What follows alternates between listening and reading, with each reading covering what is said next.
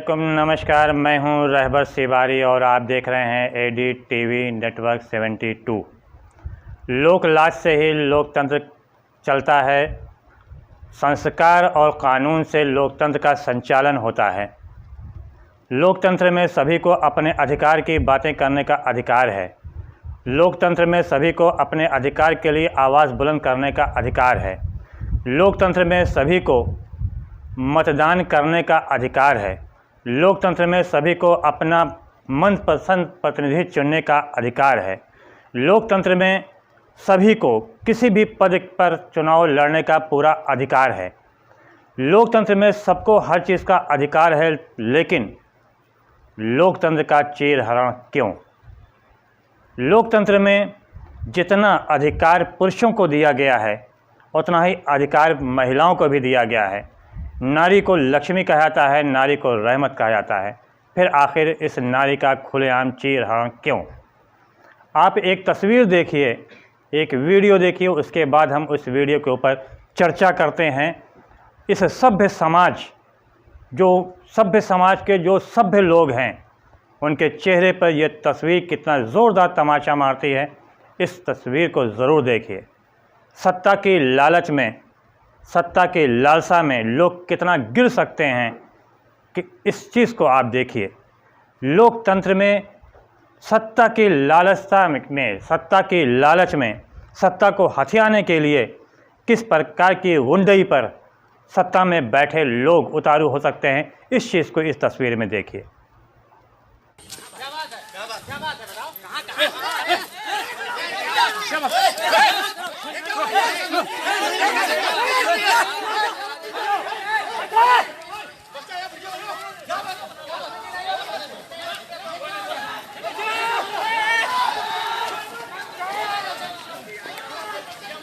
ये वीडियो जो आपने देखा है, ये उस उत्तर प्रदेश के जहाँ पर ये दावा किया जाता है कि यहाँ पे माफियाओं का राज पूरी तरह से समाप्त हो चुका है।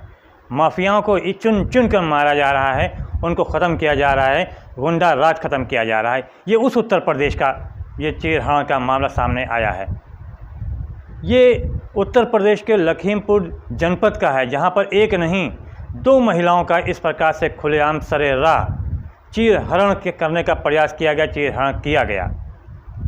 उस समय किया गया क्योंकि इन निर्दोष महिलाओं का सिर्फ इतना ही दोष था कि इन लोगों ने ब्लॉक प्रमुख चुनाव पद के लिए चुनाव लड़ने का कोशिश किया और इन्होंने पर्चा दाखिल करने का प्रयास किया।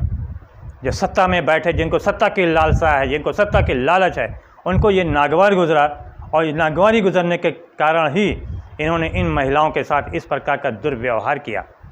और ख़ास बात यह है कि जिस खाकी वर्दी के ऊपर महिलाओं की सुरक्षा का जिम्मेदारी है, जिन नेताओं के ऊपर सुरक्षा की जिम्मेदारी है, उनके सामने इस प्रकार की चीरहरण की घटनाएं घटी हैं। मौके पर पुलिस मौजूद थी। आरोप तो ये भी है कि मौके पर सांसद जो कि खुद महिला हैं, वो वहाँ पे मौजूद थीं, विधायक भी मौजूद थे, लेकिन किसी ने इन महिलाओं का आवाज़, दर्द भरी आवाज़ को सुनने की कोशिश नहीं की। महिलाएं चिल्लाती रहीं, उनकी साड़ी फटती गई, उनका ब्लाउज़ फटता रहा, लेकिन किसी ने उसकी तरफ ध्यान नहीं दिया। क्या ये महाभारत को नहीं दोहराया गया? क्या ये महाभारत को एक बार फिर से सामने नहीं लाने का प्रयास किया गया? कहाँ हैं आखिर वो ठेकेदार जो खुद को कहते हैं कि हमने माफियाओं को ख़त्म कर दिया? क्या यही माफियागिरी समाप्त हो रही है? क्या इसी प्रकार से गुंडई समाप्त होगी? जिस प्रकार से खुलेआम, और सिर्फ लखीमपुर खीरी की बात नहीं है, बल्कि समूचे उत्तर प्रदेश में ब्लॉक प्रमुख के पद के लिए जो नामांकन हुआ, लगभग सभी जनपदों में इस प्रकार के हिंसक घटनाएं हुई। अगर इसी प्रकार से लोकतंत्र का गला घोटना है, तो क्या ज़रूरत है कि इस प्रकार का चुनाव लड़ा जाए? क्या ज़रूरत है इस प्रकार का मतदान कराया जाए? दोस्तों, ये जो हुआ है, ये जो घटना हुई है, ये इस सभ्य समाज के सभ्य लोगों के ऊपर एक ज़ोरदार तमाचा है। क्या इस प्रकार की घटनाएं होनी चाहिए, वो भी ऐसे समाज में जहाँ पे हम कहते हैं कि महिलाएं घर की लक्ष्मी हैं, महिलाएं घर की रहमत हैं? क्या वैसा ऐसा होना चाहिए? जब ये घटना राजधानी पहुंची, मुख्यमंत्री योगी आदित्यनाथ ने एक्शन लिया। सीओ को, एसओ को समेत 8 लोगों के विरुद्ध केस दर्ज कराया गया, उनको सस्पेंड किया गया। इसके अलावा 2 जो आरोपी थे उनको गिरफ्तार किया गया। सब कुछ हुआ, लेकिन यहाँ सवाल सिर्फ एक उठता है कि आखिर इस प्रकार की घटना हुई क्यों?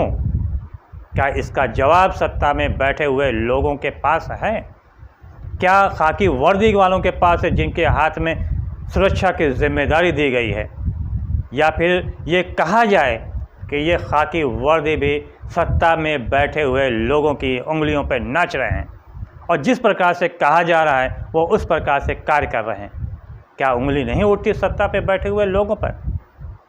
एक शेर हमको याद आ गया, कहा गया जिसमें तालीम खारदार है गर तरबियत ना हो।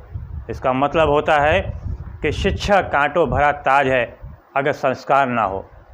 ये जो घटनाएं हुई हैं, जो महिलाओं के साथ घटना हुई चीर हरण की, जो लोकतंत्र का चीर हरण किया गया, यहाँ पर ना तो शिक्षा नज़र आ रही है, ना तालीम नज़र आ रही है, ना संस्कार नज़र आ रहे हैं। जिन्होंने इस प्रकार की घटना को अंजाम दिया, जिनके सामने इस प्रकार की घटनाएं हुई, अगर उनके माँ बहन के साथ इस प्रकार की घटना हुई होती तो आखिर क्या होता?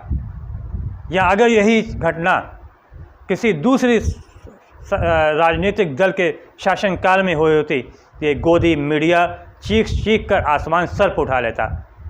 लेकिन आज ये गोदी मीडिया इस बात को छुपाने के प्रयास में है कि ये घटना भाजपा के गुंडों के द्वारा नहीं किया गया, बल्कि निर्दल प्रत्याशी के समर्थक थे जिन्होंने इस प्रकार की घटना को अंजाम दिया। इस प्रकार के दलीलें दे देने से ये जो सभ्य समाज पर ज़ोरदार तमाचा पड़ा है, ये ज़ोरदार तमाचे की गूंज जो है ये समाप्त होने वाली नहीं है। ये जो कलंक लगा हुआ है, लग गया है भारतीय संस्कृति पर, ये कलंक समाप्त होने वाला नहीं है। इस प्रकार के गुंडई के ऊपर जो सरेआम गुंडई करी जा रही है, इसके ऊपर रोक लगानी चाहिए, अंकुश लगाना चाहिए। हम कहते हैं कि हमने राम राज कायम कर दिया है।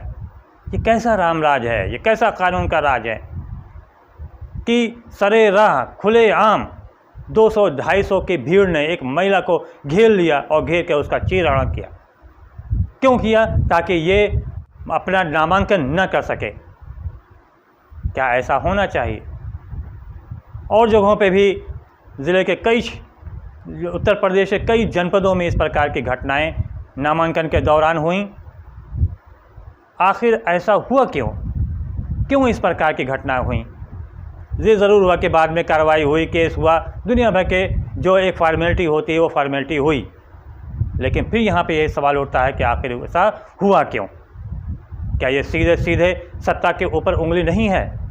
क्या सीधे सीधे सत्ता के ऊपर उंगली नहीं उठाना चाहिए? अगर आज ये इसके ऊपर राजनीति गर्म हो रही है, अगर विपक्षियों में किसी ने भी ज़रा से इस पर बोल दिया है, तो आखिर ये गोदी मीडिया या जो सत्ता में बैठे हुए लोग हैं या जो सड़कों पर ये गुंडे इस प्रकार के कर रहे हैं, आखिर इनको क्यों ऐसा दर्द हो रहा है कि आखिर किसी ने आवाज़ क्यों बुलंद किया? उनकी आवाज़ बंद करने के बजाय इन लोग को ये करना चाहिए कि इस प्रकार की घटनाओं की पुनरावृत्ति ना हो।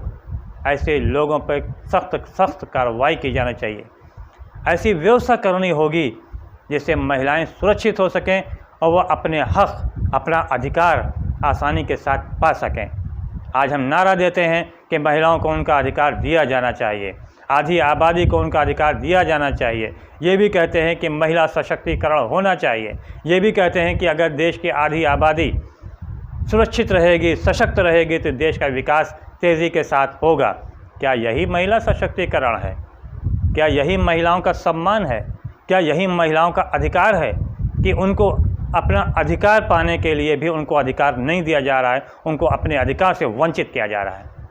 ये किस सभ्य समाज की बात करते हैं हम? ये किस कानून की बात हम करते हैं? ये किस लोकतंत्र की बात करते हैं? इसे लोकतंत्र नहीं कहा जाता। ये लोकतंत्र नहीं है, ये लोकतंत्र का गला घोंटा जा रहा है। दोस्तों, अगर आज आप चुप बैठे, अगर आज आप इस प्रकार से, जिस प्रकार से लोकतंत्र का गला घोंटा जा रहा है, अगर इसके विरुद्ध आपने आवाज़ नहीं उठाई, तो आने वाला समय आपके लिए अत्यंत खतरनाक होगा। ज़रा सोचिए, उस महिला पे क्या असर पड़ा होगा, उस महिला को क्या दर्द हुआ होगा जिसके सरेआम चीरहरण किया जा रहा था। उससे घर वालों पर उसका क्या असर हुआ होगा? क्या कभी किसी ने दिल में सोचा, घर में बैठ के सोचा? 2 दिन हो गया, 3 दिन हो गया इस घटना को हुए। लेकिन गोदी मीडिया का पूरा ध्यान सिर्फ और सिर्फ हिंदू मुस्लिम करने में लगा हुआ है, ध्रुवीकरण पे लगा हुआ है, क्योंकि 2022 में चुनाव है। इस बात पे लगा हुआ है कि देश में, उत्तर प्रदेश में भाजपा की बहुत बड़ी लहर है। हर तरफ ब्लॉक प्रमुख भाजपा का है, ज़िला पंचायत अध्यक्ष भाजपा का है, सेमीफाइनल भाजपा ने जीत लिया। लेकिन ये नहीं देखा जा रहा कि आखिर किस प्रकार से इस तरह से किया गया। हम किसी पार्टी की बात नहीं करते, लेकिन दोस्तों जिस प्रकार से ये घटनाएं हो रही हैं, ये आने वाले समय के लिए अत्यंत दुखद, अत्यंत चिंताजनक है। ये लोकतंत्र के लिए अत्यंत चिंताजनक है। जिस प्रकार से लोकतंत्र का गला घोंटा जा रहा है, ये अत्यंत चिंताजनक है। इसलिए दोस्तों आप सभी की जिम्मेदारी है कि सोशल मीडिया के सहारे आप अपनी आवाज़ को बुलंद करें। सत्ता तक में जो बैठे हैं, उन सत्ताधारियों तक अपनी आवाज़ को पहुंचाएं। जब तक ऐसा नहीं करेंगे, तब तक क्रांति आने वाली नहीं है। इस प्रकार का जो महाभारत के पुनरावृत्ति करने का प्रयास किया गया, ये आगे भी ऐसे ही होता रहेगा। इससे दोस्तों सुरक्षित रहिए, सावधान रहिए। अगर आपको हमारी वीडियो पसंद आया हो तो लाइक कीजिएगा, शेयर कीजिएगा, कमेंट कीजिएगा, और जिसने सब्सक्राइब नहीं किया है वो लोग सब्सक्राइब ज़रूर से ज़रूर कीजिएगा। धन्यवाद। जय हिंद, जय भारत।